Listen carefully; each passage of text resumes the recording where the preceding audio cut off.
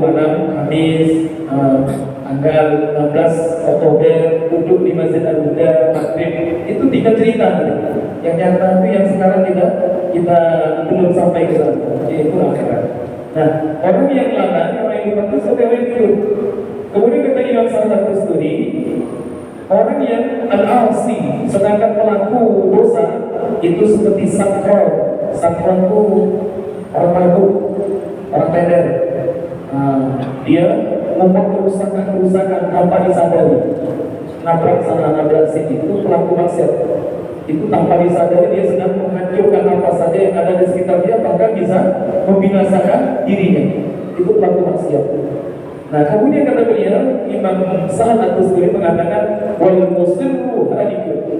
Sedangkan pelaku dosa kecil yang terus-terusan israr melakukan dosa kecil itu adalah orang yang binasa. Siapakah kata beliau orang yang israr yang terus-terusan melakukan dosa kecil tidak mau tobat? Mereka itu at-taswif, orang yang suka menunda-nunda dengan mengatakan aku mau tobat besok saja lah. Kalau sekarang ini terakhir, besok masih ada waktu ini terakhir ditunda-tunda. Nah, itu adalah bentuk daripada kebinasaan kata beliau. Padahal kata Imam Sa'ad At-Tusturi, walaupun datang itu, sedangkan besok itu bukan milik dia. Besok itu adalah milik Allah Subhanahu wa Ta'ala. Inilah di antara makna sabda Nabi kepada seorang sahabat, ilmutanim khamsan qabla khamsin. Ilmutanim khamsan qabla khamsin. Gunakanlah, manfaatkanlah sebaik-baiknya 5 perkara sebelum tiba masa 5 perkara. Apa itu? Yang pertama kata Nabi, syababaka qabla haramika. Gunakanlah masa muda yang sekarang kamu miliki sebelum tiba masa tua.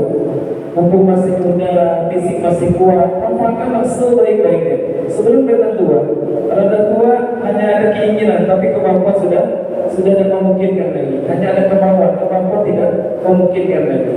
Maka manfaatkan kata Nabi masa muda, jangan ditunda-tunda. Kemudian sihataka qabla saqamika. Yang kedua, manfaatkanlah, gunakanlah sebaik mungkin masa sehat sebelum tiba datangnya masa sakit. Untuk masih sehat, gunakanlah sebaik-baiknya. Habiskan untuk ketaatan, untuk kebaikan. Kemudian yang ketiga kata Nabi adalah binaka qabla faqrika. Yang ditakdirkan kaya, yang ditakdirkan banyak duit, ditakdirkan punya kekayaan, gunakanlah kekayaan itu sebelum tiba masa kamu tidak memiliki apa-apa. Datang ke akhir, mumpung masih ada diberi rezeki oleh Allah, manfaatkanlah sebelum nanti tiba waktu yang tidak diduga-duga. Kita tidak tahu, tiba-tiba harta diambil oleh Allah, tidak bisa berbuat apa-apa lagi. Maka kata Nabi, manfaatkan itu masa kamu lagi memiliki harta sebelum tiba kefakiran yang tidak diduga-duga kedatangannya. Kemudian yang keempat kata Nabi, faragha qabla syaghlika. Gunakanlah masa longgarmu sebelum tiba masa sibuk. Untuk masih longgar, manfaatkanlah daripada habis kosong begitu saja sebelum tiba masa sibuk. Nah, memang Bapak Ibu dirahmati Allah, kebanyakan manusia kata Nabi Sallallahu Alaihi Wasallam, mereka ini lalai dengan nikmat yang satu ini. Nikmat adalah kelonggaran. Nikmatani mawhulun fihi katsirun minan nas. Ada 2 nikmat rata-rata manusia ini tertipu. Mereka lalai, tidak dimanfaatkan. Apa itu? As-sihhatu wal faragh. Nikmat sehat dan nikmat longgar, nikmat kesempatan. Padahal dia ada waktunya untuk ikut pengajian, cuma nanti sajalah. Momen lagi tepat gitu. Padahal dia longgar, ada kesempatan, ada waktu luang, tapi tidak dimanfaatkan. Banyak manusia lengah. Nanti kalau sudah sibuk, mungkin disibukkan dengan sakit, disibukkan dengan macam-macam urusan, barulah ada keinginan. Akhirnya tidak ada gunanya lagi. Yang kelima kata Nabi, manfaatkanlah, gunakanlah hayataka qabla mautika. Ini finishnya. Mumpung masih hidup, gunakanlah kesempatan hidup yang masih diberikan oleh Allah, umur yang diberikan oleh Allah sebelum datang kematian itu. Kalau sudah datang kematian, selesai sudah. Nah, maka kata Allah dalam suruhnya Nabi Musa ini, la Jangan kamu ingin taubat tapi menunda-nunda waktunya. Segera. Karena ketika kita menunda-nunda itu adalah sebenarnya sudah masuk dalam perangkapnya syaitan, laknatullah alaih. Nanti pada ujung-ujungnya tidak jadi. Ujung-ujungnya tidak jadi. Nah, taubat itu Bapak Ibu dirahmati Allah, Syaratul Qadir Al-Jilani dalam kitab Sirrul Asrar, beliau menyebutkan at-taubatu ala naw'ain. Taubat itu ada dua macam. Sebenarnya kita semua ini dituntut untuk taubat. Taubat itu ada dua macam kata beliau. Pertama namanya taubatul 'am, taubat secara umum, taubatnya orang umum. Taubatnya orang umum, hamba Allah secara umum adalah kata beliau ayyarji'a minal ma'siyah ila ta'ah wa minal dzabibah ila hamidah wa minal jahim ila jannah. Itu taubat untuk level kelas umum. Mereka itu meninggalkan kemaksiatan berlanjut kepada ketaatan, meninggalkan perbuatan tercela kepada perbuatan terpuji, meninggalkan perbuatan yang mengantarkan ke neraka menuju kepada perbuatan yang mengantarkan ke surga. Ini taubat paling rendah.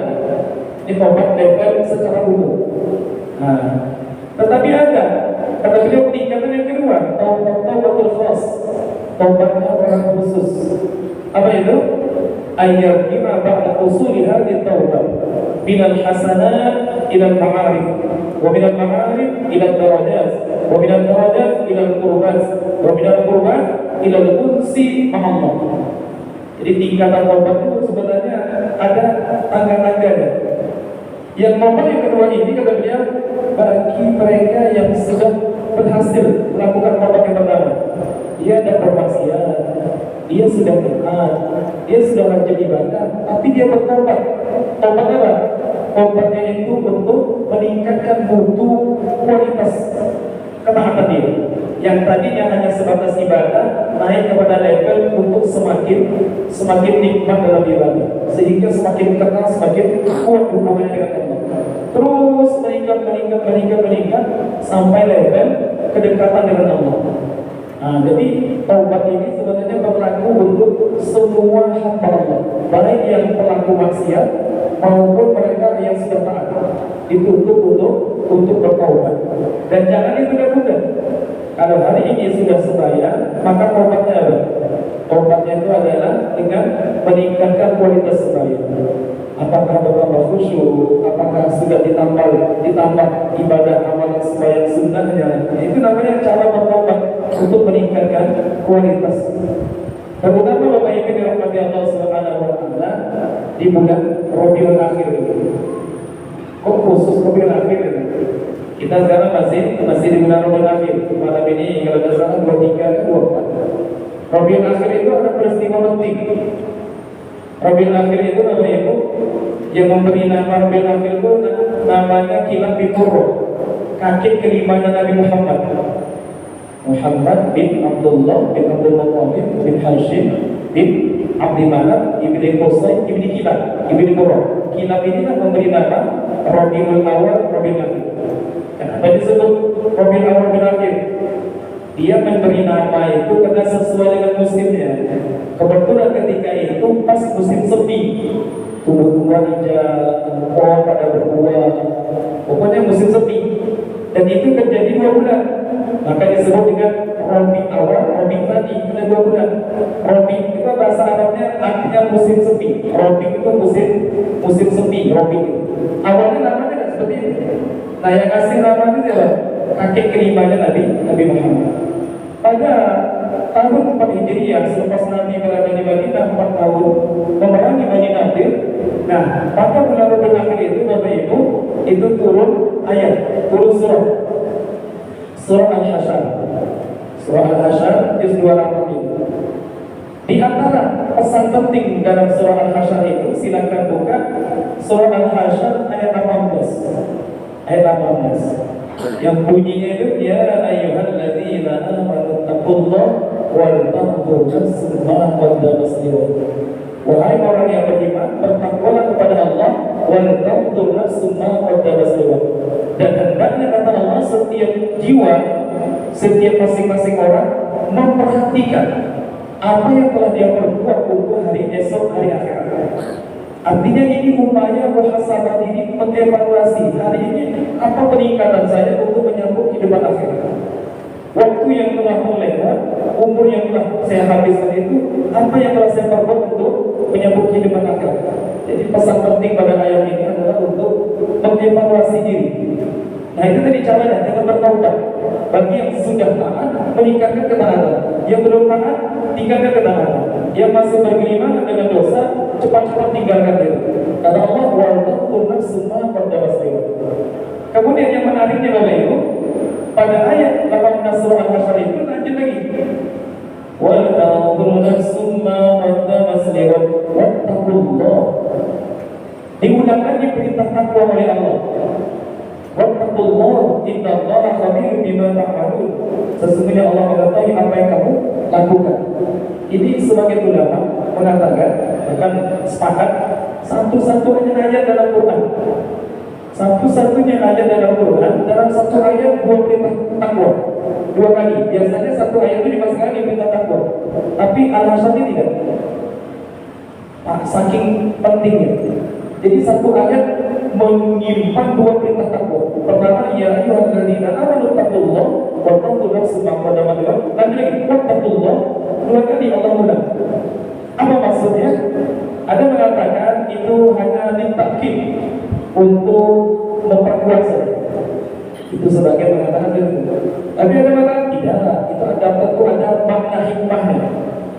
Ada hikmah yang bisa dipahami. Hikmahnya karena takwa itu dua sisi, menjalankan perintah, imtitsalun awamir, yang kedua ijtinabun nawahi, menghindari yang dilarang. Jadi perintah takwa yang pertama itu adalah imtitsalun awamir, perintah untuk menjalankan ketaatan. Sedangkan perintah takwa yang kedua adalah ijtinabun nawahi, melarang, meninggalkan sesuatu yang dilarang oleh Allah Subhanahu wa taala. Nah itu pada surah Al-Hasyr ayat 18. Jadi surah Al-Hasyr ini dahsyat berbeda. Di samping itu Imam Al-Baghawi dalam tafsir Ma'anil Tanzil, beliau menukilkan satu riwayat yang mudah-mudahan bisa diamalkan. Ada ijazahnya hukum yang nyampaikan Nabi Muhammad, dan perlu minta ijazah boleh ngamalkan. Dahsyat ini wajib. Satu-satunya yang ada fadilah membaca ayat yang dengan fadilah ini hanya surah Al-Hasyr. Apa kata Nabi dalam tafsir Imam Al-Baghawi itu? Man asbaha maqala hina yasbihu thalatha.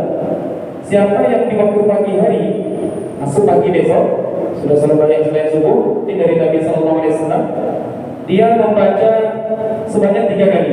Apa yang dibaca? Ta'awudz. A'udzu billahi as-sami'il 'alim minasy syaithanir rajim. Biasanya kalau ta'awudz kita a'udzu billahi minasy syaithanir rajim. Tidak. Redaksinya ditambah. Allah disifati dengan dua sifat, as-sami' al-alim. A'udzu billahi as-sami'il 'alim minasy syaithanir rajim. Dibaca berapa kali? 3 kali. Kemudian kata Nabi sallallahu alaihi wasallam sabda beliau, dilanjutkan oleh dia wa qala salatan ayat yang di surah Al-Hasyr. Sudah baca ta'awudz tadi dengan redaksi yang seperti itu 3 kali, lanjut dia baca 3 ayat terakhir surah Al-Hasyr. Apa kata Nabi sallallahu alaihi wasallam? Fadilahnya wa kana Allahu bihi 70,000 malakin yusalluna alaihi hatta yumsiya. Allah akan mengirimkan, mewakilkan 70,000 malaikat, 70,000 malakin, 70,000 malaikat. Apa yang dilakukannya? Yusalluna alaihi, malaikat 70,000 itu berselawat kepada orang tersebut. Apa makna selawat kepada malaikat? Pertama, memohonkan ampun istighfar untuk orang itu. Kedua, mendoakan kebaikan untuk dia. Bayangkan, yang doa bukan satu malaikat, 70,000 malaikat. Sampai kapan? Hatta yumsiya. Malaikat berselawat 70,000 tadi itu dari pagi sampai sore. Kata Nabi. Ini ada dalam tafsir Imam Al-Baghawi. Bahkan kata Nabi sallallahu alaihi wasallam, "Fa imma fi dzalikal yaum mata syahidan." Oh, ternyata dari pagi tadi menjelang sore, belum sampai sore mati dia siang itu. Mungkin zuhurnya meninggal dia, maka matinya mati syahid di sisi Allah. Masyaallah. Dan itu berlaku juga kata Nabi sallallahu alaihi wasallam, "Wa man qala hina yumsi thalatha kana bitilkal manzilah. Kalau bacanya seperti ini sore sudah maghrib, maka seperti itu juga. Mulai dari maghrib ini sampai pagi besok terbit matahari, 70.000 malaikat itu berselawat kepada kita sampai terbit matahari. Kalau mati malam ini, matinya mati syahid, sama, fadilahnya sama. Jadi, a'udzubillahi as-sami'il 'alim minasyaitonir rajim. A'udzubillahi as-sami'il 'alim minasyaitonir rajim. A'udzubillahi as-sami'il 'alim minasyaitonir rajim. Huwallahu alladzi la ilaha illa huwa 'alimul ghaibi wasyahadah, huwar rahmanur rahim. Huwallahu alladzi la ilaha illa huwa al-malikul quddus as-salamul mu'minul muhaiminul 'azizul jabbarul mutakabbir. Subhanallahi 'amma yushrikun. Huwallahul khaliqul bari'ul المصور له الأسماء الحسنى يسبح له ما في السماوات والأرض وهو العزيز الحكيم. Dikirim 70.000 malaikat untuk berselawat kepada dia. Tapi caranya tadi baca dulu tahawuz tadi, karena itu yang diajarkan dalam sabda Rasulullah Sallallahu Alaihi Wasallam. Mudah-mudahan bisa kita amalkan. Baik. Ada surah Al-Hasyr itu ada perintah untuk kita mengevaluasi diri. Artinya kalau yang belum bertobat cepat taubat. Kalau yang sudah bertobat dari kemaksiatan, tingkatkan taubatnya, dari ketaatan tingkatkan kualitas ketaatannya. Kemudian Allah Subhanahu wa taala melanjutkan firman-Nya, "Wa la targhabu fil akhirah wa tatrukul 'amal." Jangan engkau jadi orang yang rindu ingin akhirat tapi tidak mau beramal. Dia sadar, dia ingin balik ke akhirat, dia cinta dengan akhirat, tapi anehnya tidak mau beramal. Ini namanya omong kosong. Jadi dia tidak sesuai dengan pernyataan dia. Dia ingin berbahagia di akhirat, dia cinta dengan kehidupan akhirat, tapi malas dan mau beramal. Maka ini tidak dibenarkan. Tidak dibenarkan. Kenapa kita ini apa-apa itu akhirat Bapak Ibu? Karena memang orientasi hidup kita di akhirat. Maka dia berkata itu akhirat. Padahal kan tujuan kita mengabdi pada Allah untuk beribadah itu untuk dia. Tetapi kenapa nanti Allah selalu mengaitkan untuk akhirat. Karena memang orientasi kita adalah akhirat. Bahkan Nabi bersabda, "Ad-dunya khuliqat lakum wa antum khuliqtum lil akhirah." Dunia Allah ciptakan itu untuk kamu. Memang dunia ini diciptakan untuk kalian, kata Nabi. Tapi ingat, kamu harus sadar, bahwa antum khuliqtum lil akhirah. Kamu itu diciptakan bukan untuk dunia, tapi lil akhirah, untuk akhirat. Jadi jangan terbalik gitu. Jangan keliru paham. Dunia dengan beserta isinya, dengan segala macam kemewahan dunia yang ada ini, itu untuk kamu dibuat, diciptakan khusus untuk melayani kamu, kata Nabi SAW. Tetapi kamu harus sadar, kamu itu khuliqtum lil akhirah. Kamu itu diciptakan Allah bukan untuk dunia, kamu itu untuk akhirat. Makanya prioritas kita adalah akhirat. Nah, jadi jangan sampai ingin berbahagia di akhirat tapi meninggalkan amal. Karena amal inilah bekal hidup kita. Amal bekal hidup kita. Dan manusia tidak adil. Bagaimana tidak adil? Seperti ini. Secara tamsil, mereka kadang mempersiapkan bekal untuk menyambut 20-30 tahun ke depan dengan berbagai macam investasi yang dibuat. Ini untuk apa nih? Tanam pohon sawit, tanam ini, tanam itu. Oh, ini untuk persiapan bekal kehidupan untuk anak cicit saya nanti. Nah, untuk urusan dunia dipersiapkan bekal, karena bakal menghadapi itu semua. Bekalnya memang itu, bekalnya ya pekerjaan, usaha. Tetapi tentunya harus adil. Kita ini juga akan menyambut akhirat, dan bekal akhirat itu hanya dua, iman, amal. Hanya dua itu saja. Sebagaimana dunia ini dipersiapkan bekal menyambut ke depan, maka akhirat itu tentu juga harus dipersiapkan bekalnya. Dan bekalnya namanya iman, amal. Iman dan amal. Iman satu, amal yang kedua. Kalau Bapak Ibu dirahmati Allah Subhanahu wa taala, Sayyidina Abu Bakar As-Siddiq beliau mengatakan, "Man dakhala al-qabra bila zanin maka anna rakiba al-bahra bila sabina." Siapa saja mati meninggalkan dunia, masuk ke dalam kubur tanpa membawa bekal iman dan amal, maka kata beliau, "Maka anna rakiba al-bahra bila sabina." Orang itu seperti halnya mengarungi samudra tanpa menggunakan perahu. Mesti lepas, mesti lelah, mesti binasa. Artinya jangan sampai masuk kubur dan robohkan. Nah, karena kalau udah robohkan kata beliau itu seperti diumpamakan ada orang yang menyeberangi samudra Pasifik gitu, tidak pakai kendaraan, tidak pakai perahu, ia binasa, lepas akan kelelep, akan binasa. Nah, maka bekalnya hanya itu iman dan amal. Kemudian Allah Subhanahu wa taala mencela manusia dengan mengatakan taqulu qaulal 'abidin, ucapanmu itu seperti ucapannya ahli ibadah. Wa ta'malu 'amalan munafiqin, tapi amalan itu seperti amalannya orang munafik. Dan sesuai dengan pernyataan cinta akhirat tapi tidak beramal untuk akhirat. Ucapanmu itu seperti ahli ibadah kata Allah, tapi perbuatanmu seperti orang munafik, tidak sesuai dengan realita. Semestinya harus selesai. Kalau ucapan itu adalah seperti ahli ibadah, maka amalmu seperti ahli ibadah, bukan seperti orang munafik.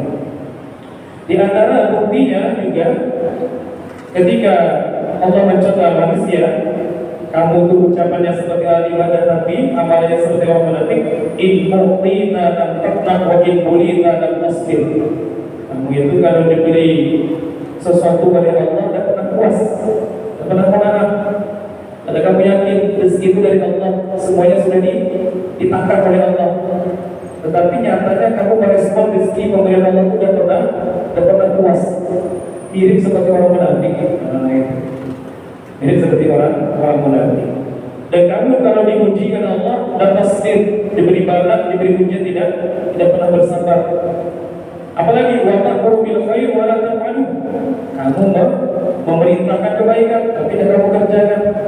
Ini gambaran contoh-contoh yang Allah sebutkan mereka yang ucapannya seperti ahli ibadah tapi amalnya seperti orang munafik. Bukan munafik tapi amalannya mirip amalan orang munafik, yaitu memerintahkan kebaikan tapi tidak mengerjakan. Wa tunhi 'anil munkar, kamu larang melakukan kemungkaran. Wa la tantahi minhu, tapi kamu sendiri tidak berhenti meninggalkannya, masih saja lakukan. Kamu larang orang melakukan kemungkaran tapi kamu wa la tantahi, tidak berhenti meninggalkan dia. Wa tuhibbus shalihin wa lasta minhum, kamu mencintai orang saleh tapi kamu tidak termasuk golongan mereka. Nah, ini secara sikap. Kalau hati lain. Ini teguran Allah secara sikap. Kamu mengaku cinta dengan orang saleh, tetapi lastabikum, kamu tidak termasuk golongan mereka. Artinya tidak kamu ikuti mereka, hanya pengakuan saja cinta dengan orang saleh. Itu tidak cukup. Maka kayak kata Imam Hasan Al-Basri, la taqtarra ya bin Adam biqauli al-mar'u ma'a man ahabba. Wahai anak-anak manusia, kata Imam Hasan Al-Basri, jangan terkecoh, jangan tertipu dengan ungkapan al-mar'u ma'a man ahabba.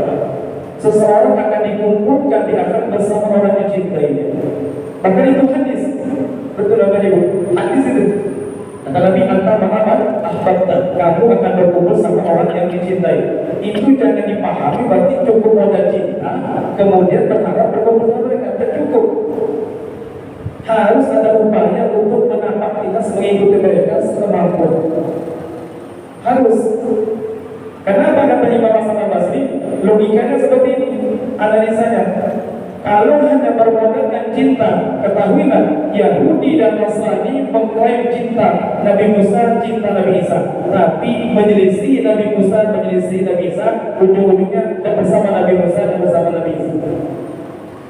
Tidak boleh hanya ungkapan cinta tapi tidak ada ingin mengikuti mutaba'ah. Ini secara sikap harus berupaya untuk mengikuti orang yang dicintai, walaupun tidak bisa menyertai. Ya, karena ketika hadis itu dibunyikan, kata Sayyidina Anas bin Malik yang meriwayatkan hadis itu dalam Sahih Bukhari, "Fama fa'ila bi syai'in farahana min qouli Nabi sallallahu alaihi wasallam ta'ala tabda." Kami para sahabat tidak pernah merasa gembira dengan sabda Nabi melebihi hadis yang satu ini. Anta ma'amal ahbabta, kamu telah berkumpul bersama orang yang kamu cintai.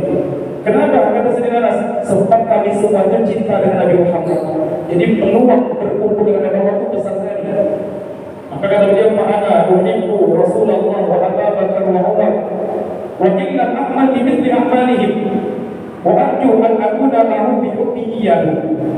Kata Sayyidina Anas, aku cinta Rasulullah, aku cinta Abu Bakar, aku cinta Umar, dan aku berharap mudah-mudahan bi hubbi iyyahu, sebab cinta kepada mereka aku digolongkan bersama mereka. Wa illam a'mal ini wa illam a'mal bimithli a'malihim, sekalipun amal tidak sama dengan mereka. Artinya tetap beramal. Kalau nggak sama kan ya nggak mungkin rasanya. Kita nak bandingkan amalan kita dengan Imam Syafi'i jauh. Imam Syafi'i itu amalannya satu hari apa baca Quran. Tapi kita satu juga 1 tahun berkata. Imam Syafi'i satu hari apa baca Quran. Kita cinta upaya untuk menirunya, tapi sekemampuan kita. Wa illam a'mal bimithli a'malihim, kata Sayyidina Anas. Walaupun aku belum mampu beramal seperti amalan Rasulullah, Abu Bakar dan Umar. Tapi beliau mengatakan beramal, artinya tetap ada upaya untuk meniru, walaupun tidak bisa sama. Ini yang dimaksud Allah itu, wa tuhibbus shalihin wa lastaminhum, mengaku cinta dengan orang saleh tapi plus tidak ada upaya untuk meniru orang saleh. Gayanya dan diri, amalannya dan sama, tapi cukup modal aku cinta dengan orang saleh, itu tidak cukup. Tapi kalau secara hati kita harus, ini termasuk mirip dengan syairnya Imam Syafi'i ketika bertamu dengan Imam Hambali. Apa kata beliau? Uhibbus salihina wa lastu minhum la'alla an anali syafa'atu. Itu tawadhu'nya Imam Syafi'i. Apa kata Imam Syafi'i? Uhibbus salihina wa lastu minhum, aku cinta dengan orang saleh, wa lastu minhum, sekalipun aku bukan termasuk orang saleh. Ini tawadhu'nya Imam Syafi'i. Apa kata beliau? La'alli an anala bihim syafa'at, aku mencinta mereka sekalipun aku bukan orang saleh, berharap dengan sebab mereka itulah aku mendapat syafaat. Sekelas Imam Syafi'i mengatakan bukan orang soleh. Di mana kayak kita itu, tidak layak ngaku orang soleh. Imam Syafi'i yang tadi saya katakan satu hari kata Quran, satu hari kata Quran, satu hari kata Quran. Tapi dibalas oleh muridnya Imam Hambali. Tuhibbus salihina wa anta minhum. Engkau pun cinta orang soleh, engkau pun termasuk orang soleh. Dibalas sama muridnya. Ketawaduan Imam Syafi'i. Kemudian Allah Subhanahu wa taala mengatakan waktu begitu munafiqina wa anta minhum. Kamu mengaku benci dengan orang munafik. Nyatanya kamu sendiri termasuk golongan munafik. Jangan seperti itu kata Allah. Katanya benci dengan orang munafik, tapi kamu ikut bersama mereka. Amalan diri, gaya diri, jangan sampai. Katanya benci dengan orang munafik, sementara kamu sendiri tergolong dengan mereka. Bagaimana bentuk ciri-cirinya? Kata Allah, "Taqulu ma la taf'alu wa taf'alu ma la tu'mar." Kamu mengatakan sesuatu yang kamu tidak lakukan. Kamu mengatakan sesuatu yang kamu sendiri tidak melakukannya. Itulah ciri-ciri kamu sendiri termasuk orang munafik. Ini kecaman sebenarnya. Ini kecaman untuk anak-anak manusia secara umum. Nah, apa lagi? Watafalu mana tukar? Kamu melakukan sesuatu yang tidak diperintahkan. Tidak diperintahkan malah kamu lakukan. Yang dilarang Allah malah kamu kerjakan. Nah, itu termasuk bagian atau bentuk mengikuti golongan orang munafik. Apa lagi? Watastawfi wala tufi. Kamu itu orangnya kata Allah minta dipenuhi, tapi kamu tidak memenuhi. Bagaimana gambarannya? Atau dia untuk orang kalau untuk memenuhi janji sepakat, tapi kalau dia sendiri memenuhi janji tidak mau. Itu. Kalau beli nak untung dan disempurnakan takarannya, tapi giliran jual dikurangi. Itu. Pengennya itu hanya ingin disempurnakan, ingin dipenuhi haknya, tapi tidak mau memenuhi kewajibannya, tidak mau memenuhi hak orang. Itulah disebut dalam Quran, wailul lil mutaffifin alladzina idza qalu 'ala an-nasi yastawfun wa idza kaluhum aw wazanuhum yuksirun. Celaka al-mutaffifin, orang-orang yang berlaku curang dalam jual beli. Allah gambarkan ciri-ciri mereka, alladzina idza qalu 'alan nas yastawfun. Mereka itu kalau menimbang, menakar, belilah. Giliran nak beli, oh ini kurang tambah lagi. Nah itu, yastawfun, minta dipenuhi. Tetapi kata Allah, wa idza qaluhu aw wazanuhu yuksirun. Tapi giliran dia yang jual ke orang, dia kurangi, tidak mau dipenuhi. Ini yang dimaksud, kamu itu minta dipenuhi tapi tidak mau memenuhi. Wallahu a'lam bishawab. Mudah-mudahan memberikan kebaikan dan kemapanan untuk kita semua. Amin ya rabbal alamin. Sebelum majelis ini, mari kita tutup dengan tasbih kepada majelis. Subhanallahumma wa bihamdika, asyhadu an la ilaha illa anta, astaghfiruka wa atubu ilaik. Bismillahirrahmanirrahim. Alhamdulillahi rabbil alamin, wassalatu wassalamu ala asyrafil anbiya'i wal mursalin, sayyidina wa maulana Muhammadin wa ala alihi wa sahbihi ajma'in. Allahumma anfa'na bima 'allamtana wa 'allimna ma yanfa'una wa zidna 'ilma. Alhamdulillahi ala kulli hal wa na'udzu billahi min hali ahli an-nar. Wa sallallahu ala sayyidina Muhammadin wa ala alihi wa sahbihi wa baraka wa sallam. Walhamdulillahi rabbil alamin. Assalamualaikum warahmatullahi wabarakatuh.